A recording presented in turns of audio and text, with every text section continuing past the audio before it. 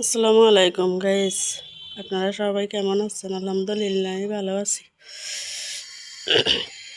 আসলে সকালেতে এইরকম অবস্থা, গ্যাস ট্যাস কিছু নাই। তারপরে অনকা কি করবো, ডাইল বসাই দিয়েছি, মুগ ডাইল হালকা তাপে তাপে। তারপরে দেই যে না, গ্যাস আইয়ে না। পরে অনেক ঘন্টাখানেক পরে দি গ্যাস আইছে। আসার পরে তো আমি এবারে মাছ টাছ মন চায় না, খাইতে খাইতে পারি না।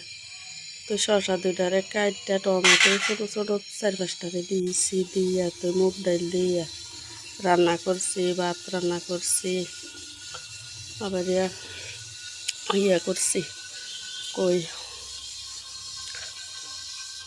কি রান্ধুম, তাহলে একটু ভর্তা করি আর মায়ের লেগে।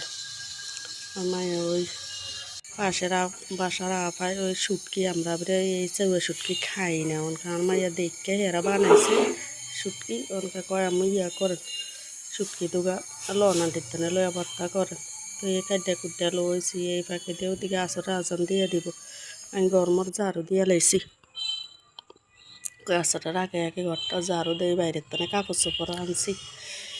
বাইরের তানে যাই কাপড় চোপড় কদ্দুর এখানে দিয়েছি সকালবেলা। এমনি হয়তো কি সকালে একটা উঠছি, হইতাম শরীরে এত খারাপ লাগে, শুধু গুড়ায় শোয়াতে উঠতে পারি না। তাই গিয়ে বাতাসও কতক্ষণ বই রয়েছি এই খালের পাহাড়ে।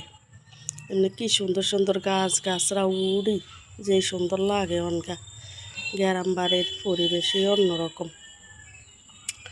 তো এই খালের ভিতরে এই কচুরি আইয়া একেবারে পুরা খাল ভর্তি হয়ে গেছে। তো এই অন্তে এই আই খালের কাছাত বইয়া রয়েছি কতক্ষণ।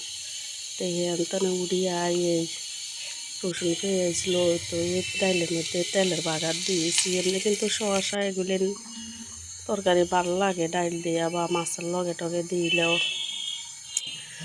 ঠিক আছে, আপনারা সবাই ভালো থাকিয়েন।